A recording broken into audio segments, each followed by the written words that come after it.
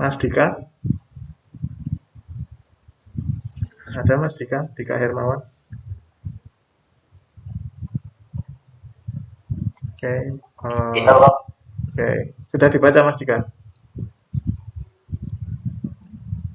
Belum semuanya, Pak. Oke, belum semuanya berarti sebagian sudah dibaca. Terima kasih Mas Dika. Mbak Elsa, sudah dibaca Mbak?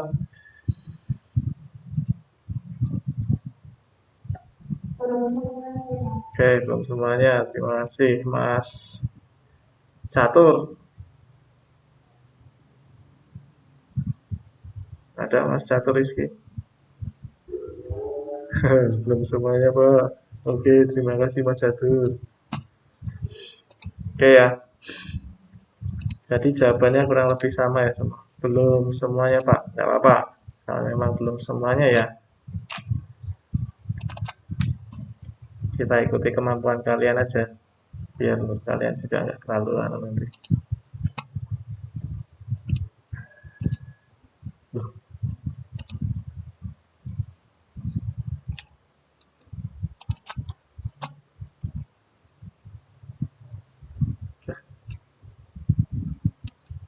Mana teh?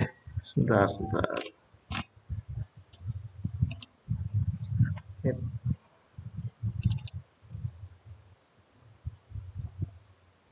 Kalau belum ya kita baca bareng-bareng. Ini cara mudah kalian belajar juga. Jadi di sini nanti saya akan memberikan kalian informasi terkait kalau kalian dikasih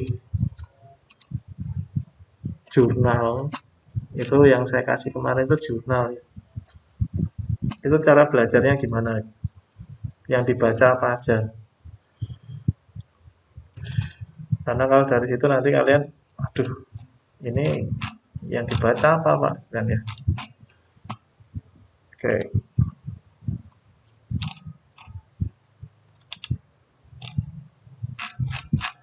Oh, oke. Sini.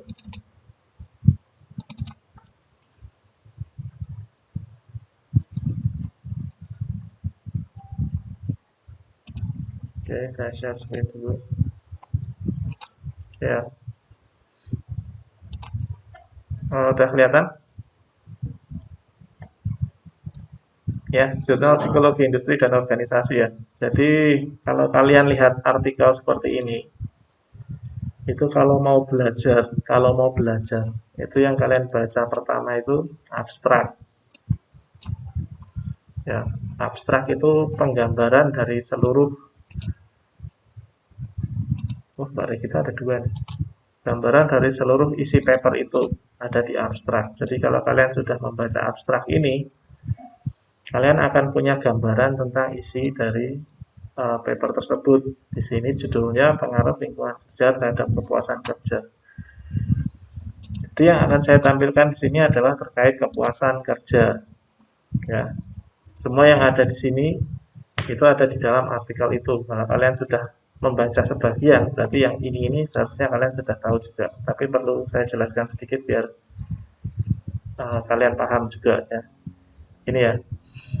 Jadi pengelolaan karyawan itu satu faktor yang mempengaruhi keberhasilan suatu perusahaan. Perusahaan itu berhasil salah satunya, bukan salah satunya, salah besarnya, salah satu yang paling besar pengaruhnya itu adalah karyawannya.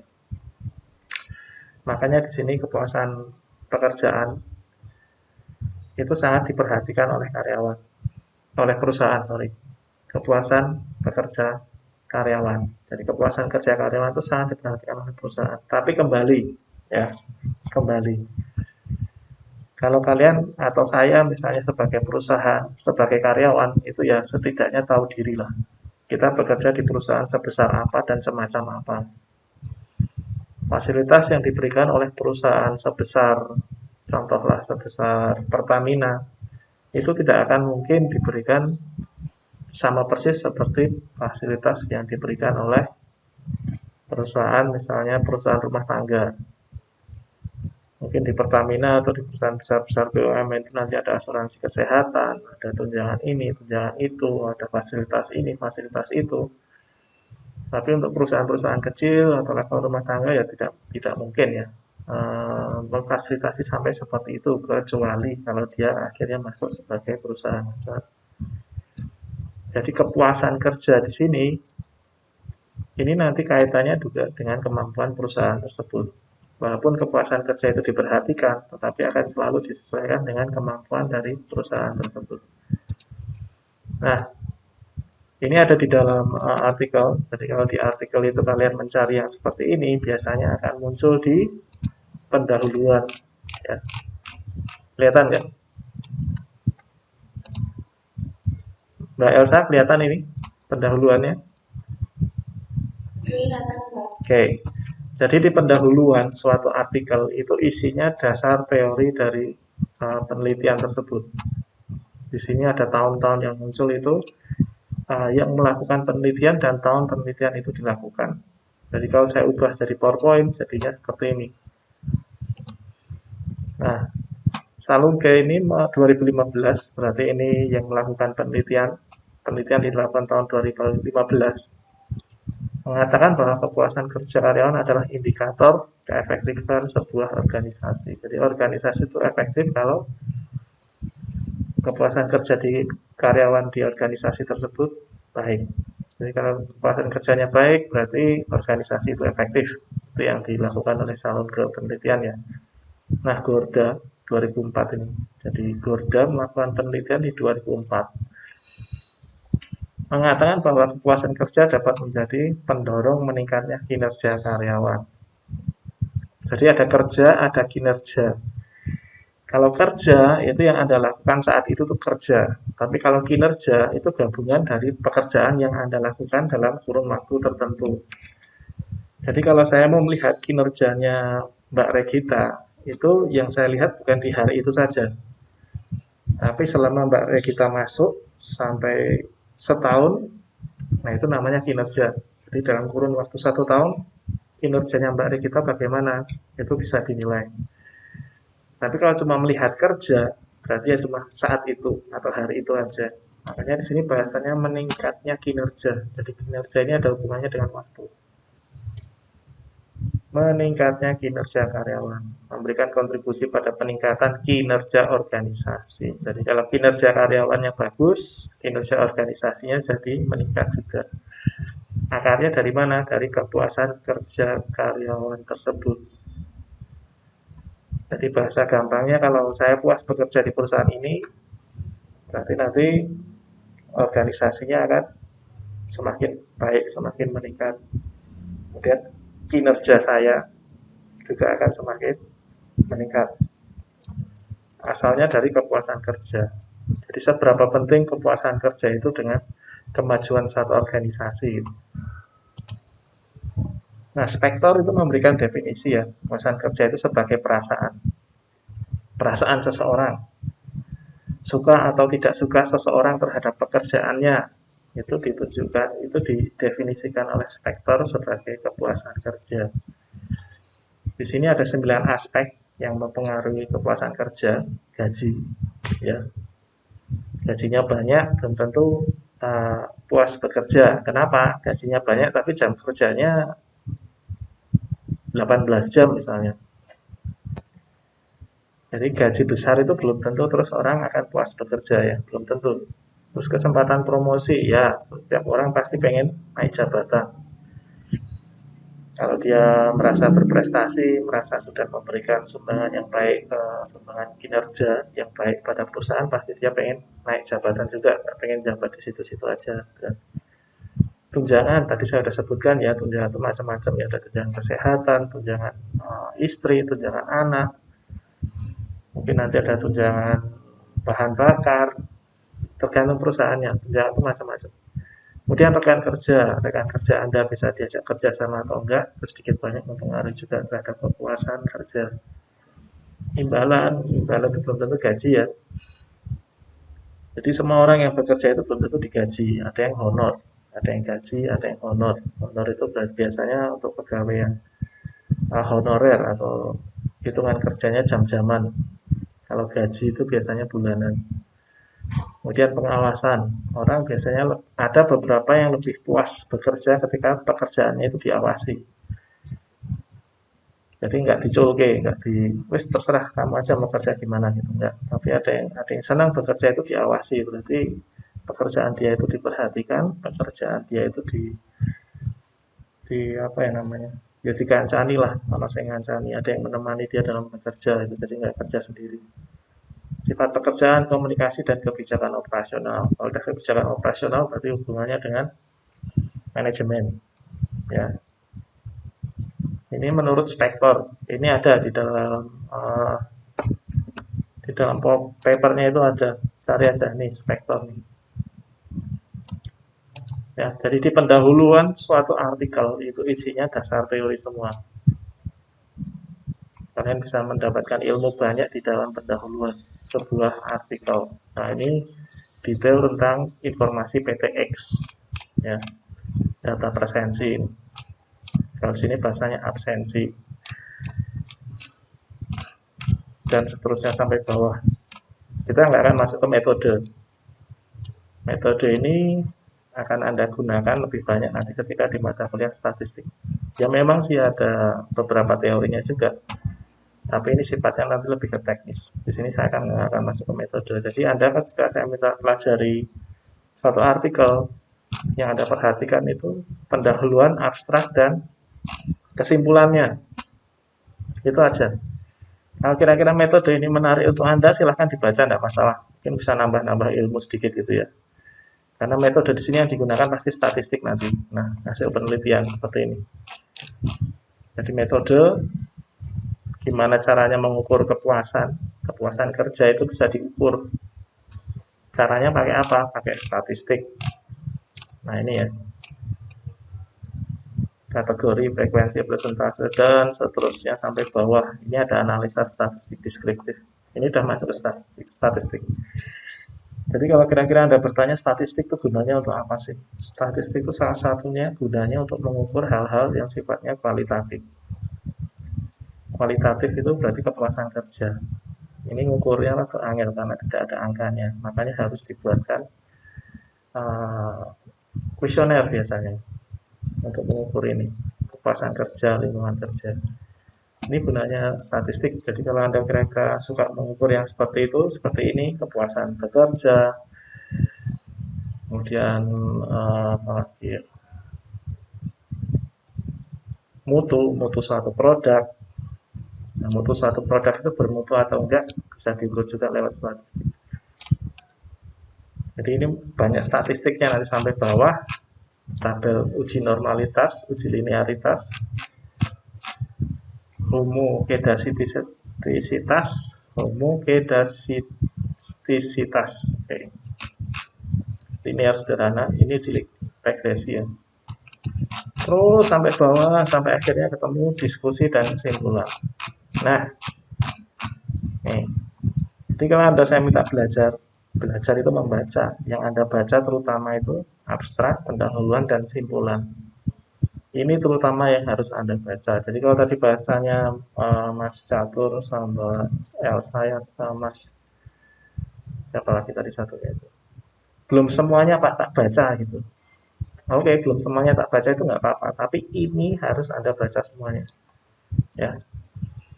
Karena nanti setelah ini nanti saya minta Anda mempelajari satu jurnal lagi. Setelah ini, tapi saya jelaskan dulu kepuasan kerja. Ya, tadi Spektor ada gaji, promosi, tunjangan, dan seterusnya. Nih. Kemudian Robbins dan Judge tahun 2012, definisi kepuasan kerja adalah perasaan positif seseorang yang dihasilkan dari evaluasi terhadap pekerjaan tersebut. Kemudian ada lagi yang menyebutnya kondisi emosional yang menyenangkan. Jadi kalau Anda puas bekerja, itu energi, perasaan, emosi yang timbul itu positif. Ya. Senang. Saya puas bekerja, saya senang bekerja di sini. Kalau penilaiannya bagus, kalau penilaiannya nggak bagus, jadinya sebaliknya nanti. Jadi kepuasan kerja itu tidak hanya membicarakan tentang puas, tapi juga membicarakan tentang tidak puas. Karena kepuasan kerja itu lebih kayak skala ya. Saya puas atau tidak puas. Puas sekali itu di angka 10, tidak puas sekali itu di angka 1. Nah, kepuasan kerja Anda ada di angka berapa? Itu tadi yang saya bilang diukur dengan statistik. Jadi tidak hanya puas, tidak puas, tapi ada rentangnya, seberapa puas dan seberapa tidak puas. Kalau bahasanya puas, puas bekerja, atau di sini perasaan positif dan kondisi emosional yang menyenangkan, berarti ini ke arah kepuasan kerja di level 7 sampai 10. Itu masuk saya puas bekerja di sini. Tapi kalau level kepuasannya di bawah 3, di bawah 4 bahkan 4, 3, 2, 1 itu berarti tidak puas. Nah, kalau tidak puas itu kenapa? Kalau puas itu kenapa? Gitu ya. Itu sebenarnya yang dicari di dalam penelitian tersebut. Tapi dia lebih menekankan ke hubungannya dengan lingkungan kerja. Nah, faktor lingkungan kerja juga menjadi prediktor kepuasan kerja. Jadi lingkungan kerja itu ada hubungannya dengan kepuasan kerja nggak sih? Kalau di penelitian ini dia bilang ada, nanti di kesimpulan dia bilang ada. Cara membuktikannya lewat statistik itu. Tapi ada teori yang menyebutkan di depan sebelum metode itu jalan, bahwa faktor lingkungan kerja itu memberikan prediktor kepuasan kerja. Jadi kalau misalnya lingkungan kerjanya baik, kemungkinan besar orang itu akan puas bekerja di tempat itu. Tuh. Nah, di bawahnya lagi ini salah satu faktor ya. Salah satu faktor yang menentukan kepuasan kerja, lingkungan kerja. Jadi dia di sini juga menyebutkan bahwa lingkungan kerja itu ada hubungannya dengan kepuasan kerja. Nah, ini lagi lingkungan kerja. Itu udah ada 3 penelitian yang menyebutkan bahwa lingkungan kerja mempunyai pengaruh yang positif terhadap kepuasan kerja karyawan. Jadi kepuasan kerja itu salah satunya ditentukan oleh lingkungan kerja. Nah, di dalam lingkungan kerja menurut Samson dan seterusnya itu ya, ada aspek fisik. Kemarin saya sempat tanya sama Mas siapa itu kemarin, yang saya bilang kalau Anda masuk di kelas yang warnanya hijau stabilo itu kira-kira stres ya. Kalau Anda berada di dalam kelas yang papan tulisnya jaraknya 10 meter dari Anda stres ya. Itu masuk di lingkungan fisik ya. Jadi lingkungan kerja yang dalam artian fisik itu hal-hal yang seperti itu. Furniture, kebisingan, pencahayaan, ventilasi, ini contoh lingkungan fisik. Jadi seseorang itu bisa tidak puas kalau misalnya tempat kerja itu terlalu bising atau terlalu gelap, ini pencahayaan, atau tidak ada ventilasinya, atau furniturnya itu terlalu sedikit atau terlalu tinggi. Ada yang kemarin saya tanyakan ya. Jadi kalau Anda masuk di kelas, Anda suruh belajar berdiri gimana?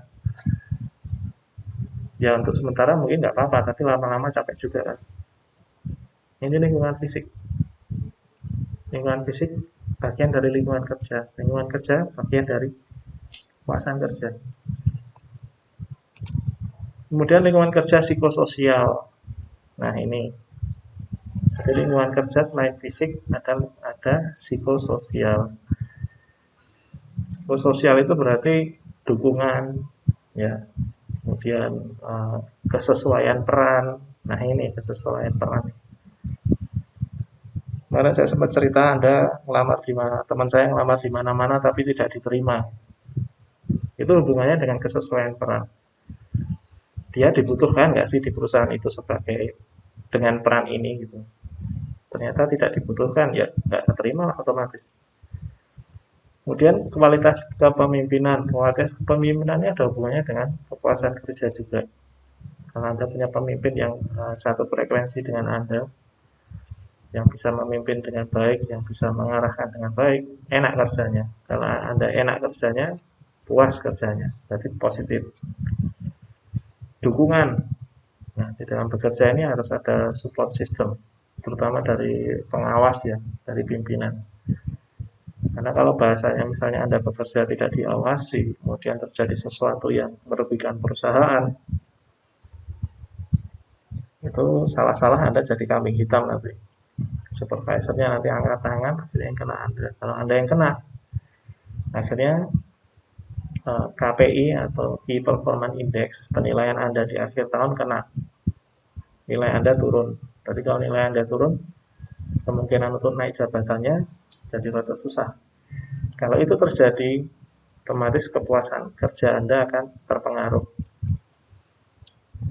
Yang tadinya mungkin seneng 9, tiba-tiba karena ini terus drop jadi 4. Wah, nek coba ini carane kerja ya, iya ya, misalnya kayak gitu. Jadi kepuasan kerja hubungannya dengan psikososial, dengan peran, dengan supervisor, dengan pemimpin ya. Ini semuanya ada di dalam artikel itu. Nah, Pitaloka dan Sophia menunjukkan hasil bahwa terdapat pengaruh dengan kerja yang signifikan. Jadi kalau bahasanya signifikan itu berarti berpengaruh sekali. Jadi lingkungan kerja ini benar-benar berpengaruh terhadap kepuasan kerja. Di sini bahasanya kondusif ya. Kondusif itu berarti ada dukungan, ada prosedur kerja tertulis yang jelas, ada komunikasi yang baik, perlakuan yang adil. Nah ini, hal-hal seperti ini mendukung terjadinya kepuasan. Jadi kalau lingkungan kerja Anda kondusif, bahasanya itu kondusif. Kondusif itu berarti apapun yang Anda kerjakan di tempat itu disupport dengan baik oleh perusahaan maupun oleh rekan kerja atau oleh atmosfer kerja. Terus Anda bisa bekerja dengan baik, ujung-ujungnya kepuasan kerja Anda akan meningkat. Saya mau nyolder, tapi tidak disediakan solder. Saya disuruh bawa mobil ke Jakarta dari Jogja untuk ngantar barang, tapi tidak disediakan mobil. Suruh ngantar barang sebesar TV 20, 30, 50 in, tapi tidak disediakan kendaraan, suruh nyari sendiri. Itu larinya ke sini. Perlakuan adil ini yang rada susah kalau dalam dunia kerja ya. Kalau kalian pernah dengar berita pegawai KPI yang curhat itu, nah itu udah masuk kemana itu? Kira-kira dia puas nggak bekerja di situ? Kalau secara kepuasan mungkin tidak, tapi secara kebutuhan ya mau gimana lagi? Dia punya keluarga, ya harus kerja memenuhi kebutuhan keluarga, tapi kepuasan kerjanya mungkin udah di level 1 atau level 2 karena sering dibully. Pernah dengar ya beritanya itu ya? Mas Riko, pernah dengar beritanya itu? Mana Mas Riko? Ya, nonton TV. Oh, itu di media sosial Mas, saya tahunya malah, bukan di TV. Jadi kalau ada yang pernah dengar pegawai KPI dibully sampai bulinya tuh bully anak SMP SMA lah.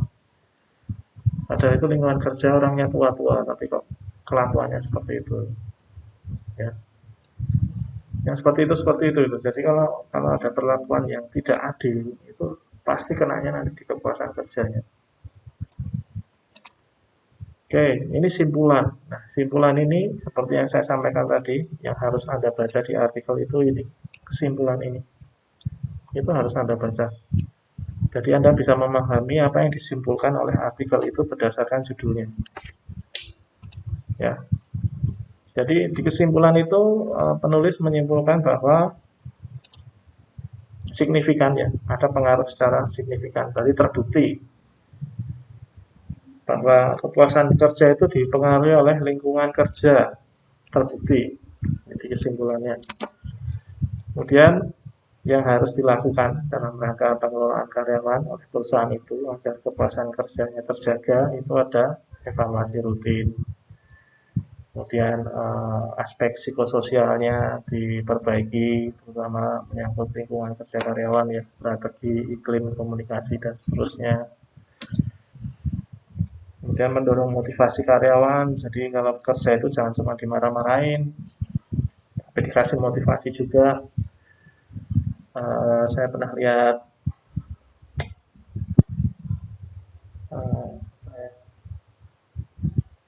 jadi kayak flyer, bukan flyer, poster,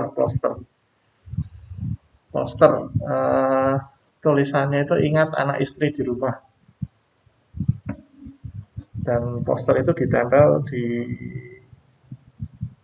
jalan masuk perusahaan, saya lupa perusahaan tambang atau ya. perusahaan tambang misalnya. Perusahaan tambang di depannya ada poster ingat anak istri di rumah. Intinya apa? Intinya kalau Anda bekerja itu jangan hanya memikirkan diri Anda sendiri gitu. Kalau Anda punya anak istri ya mungkin Anda lebih memikirkan itu. Memikirkan itu hubungannya dengan apa? Dengan keselamatan. Nanti saya jelaskan di bawah. Dengan keselamatan.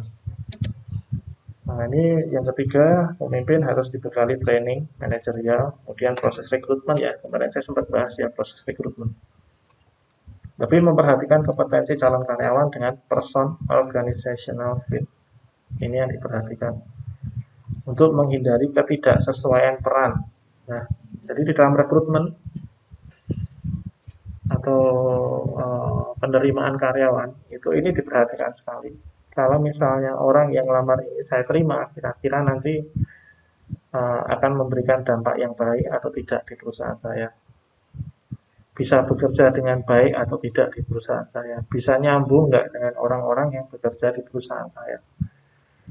Karena kalau tidak, terus akhirnya dia tidak puas, nah itu berarti kinerja organisasi bisa terganggu kalau itu sampai terjadi.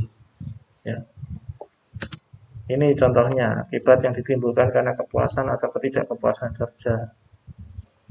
Performansi, jadi kalau Anda puas, Anda performansnya akan semakin bagus. Kalau Anda tidak puas, performansnya berarti kemungkinan besar semakin turun. Tingkat kehadiran dan pengunduran diri, ini yang paling sering kelihatan di perusahaan. Kalau Anda puas bekerja di perusahaan itu ya, Anda akan sering datang bekerja dan jelas tidak mengundurkan diri. Tapi kalau Anda banyak tidak puasnya, biasanya itu mulai bolos, mulai nggak kelihatan, dan ujung-ujungnya mengundurkan diri. Jadi kalau satu perusahaan itu banyak sekali yang mengundurkan diri dalam rentang waktu 1 tahun, itu jadi tanda tanya sebenarnya. Loh, kok cepet banget ganti karyawan, ada apa sebenarnya di dalam situ? Orang-orang yang pada nggak betah atau memang perusahaannya yang memang terlalu kejam misalnya ya. Kemudian motivasi kerja, kalau misalnya Anda puas bekerja, Anda akan termotivasi untuk selalu bekerja dengan lebih baik lagi. Kalau Anda tidak puas, ya bahasannya semakin blurred kerjanya.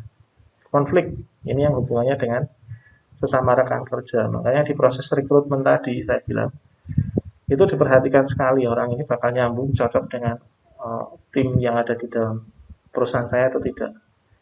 Kalau ternyata tidak, ya akhirnya cuma konflik isinya. Ketika konflik terlalu banyak drama, semua pekerjaan akhirnya tidak selesai. Imbasnya kemana? Imbasnya ke kemajuan perusahaan atau organisasi tersebut. Ya, jadi kalau di dalam organisasi Anda, organisasi apapun itu, kalau kebanyakan konflik, itu susah majunya. Karena apa? Karena Anda sibuk konflik.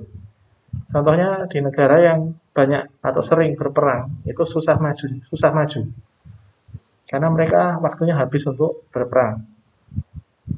Sementara negara yang kondisinya mungkin sedikit konfliknya, kemungkinan untuk majunya lebih tinggi. Bergerak maju ya.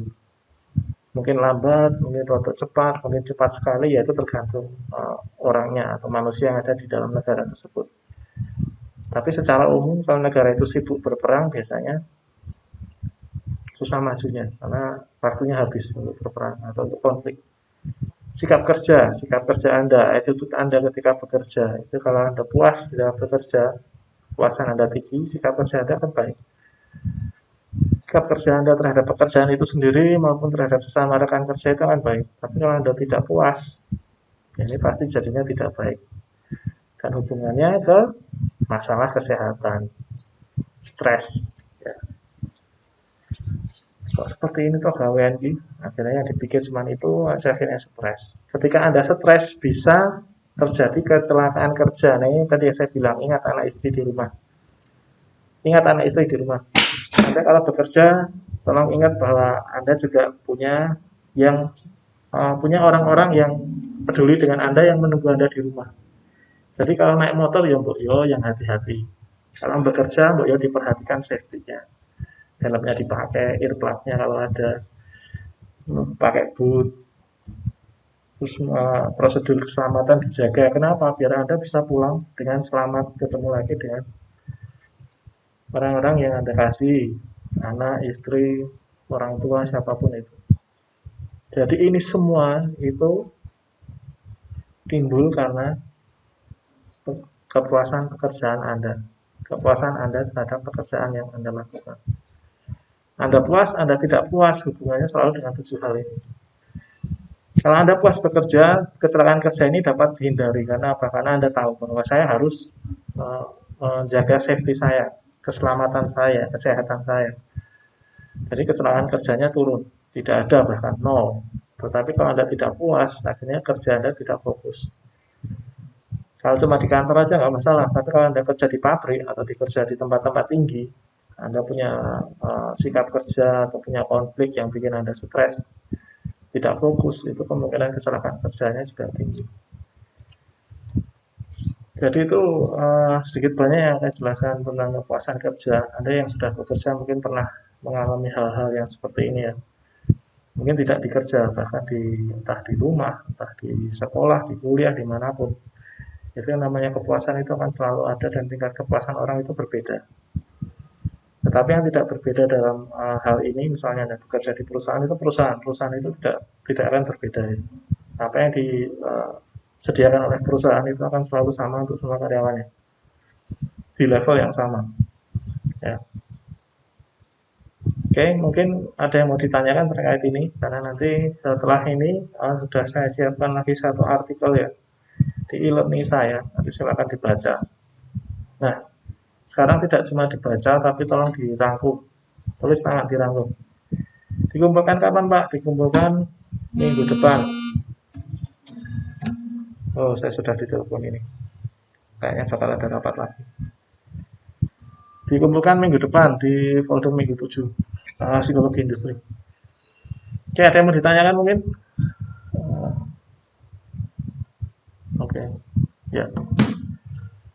Terkait kepuasan kerja, biasanya Mas Riko nih tanya-tanya nih, kemarin udah tanya soal mutasi kan.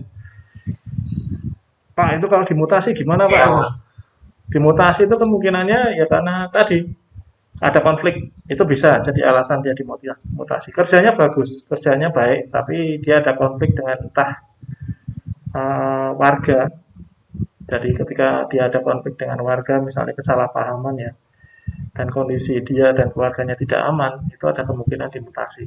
Jadi tidak melulu karena kemarin karena ongkos ya, enggak. Silakan Mas Riko. Sudah resen Mas Riko.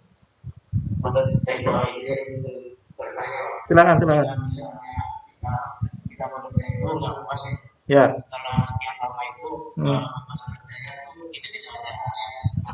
Ya.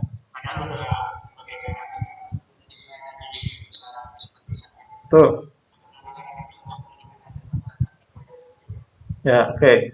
Jadi kalau misalnya Anda bekerja di sebuah perusahaan dan Anda tingkat kepuasan Anda tinggi, tidak kepuasan, Anda tidak puas bekerja di perusahaan itu. Pertama yang Anda harus lakukan ya ketemu sama pimpinannya. Anda nego sebanyak yang bisa Anda nego. Banyak yang bisa mereka sediakan. Kalau sampai di situ Anda tetap tidak puas, ya saran saya sebaiknya Anda cari perusahaan lain. Karena percuma, setelah dibahas, diperbincangkan, ya kita misalnya soal tunjangan. Kita dari perusahaan maksimal ngasih tunjangannya segini. Tunjangan yang ada itu seini, karena ini kemampuan perusahaan. Tapi kalau Anda tidak puas, ya monggo. Silakan cari perusahaan lain yang bisa memberikan tunjangan yang lebih baik dengan kinerja yang kurang lebih sama, gitu kan. Karena seberapapun Anda bekerja di perusahaan itu dengan keras, kalau misalnya memang sudah dibilang kita nggak bisa ngasih Anda lebih, ya kemungkinan besar ya tidak akan dikasih lebih. Karena kalau itu menjadi faktor ketidakpuasan Anda, saya sarankan mending pindah perusahaan. Banyak pegawai-pegawai yang pindah-pindah perusahaan itu karena yang dicari salah satunya ya kepuasan kerja. Entah kepuasan itu sifatnya fisik, entah sifatnya psikososial, atau mungkin lebih ke keuangan, saya kurang tahu. Tapi pindah-pindah kerja itu bukan sesuatu hal yang aneh di dunia kerja. Mantep bahasanya gitu kurang lebih ya.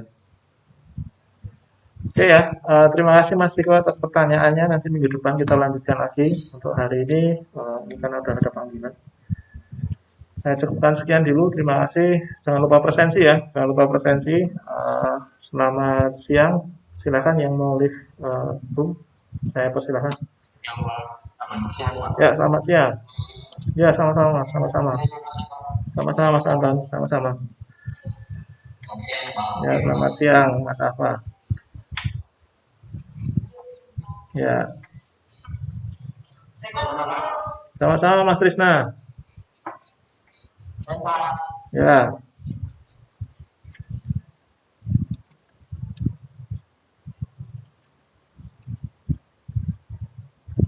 Mbak Ayu.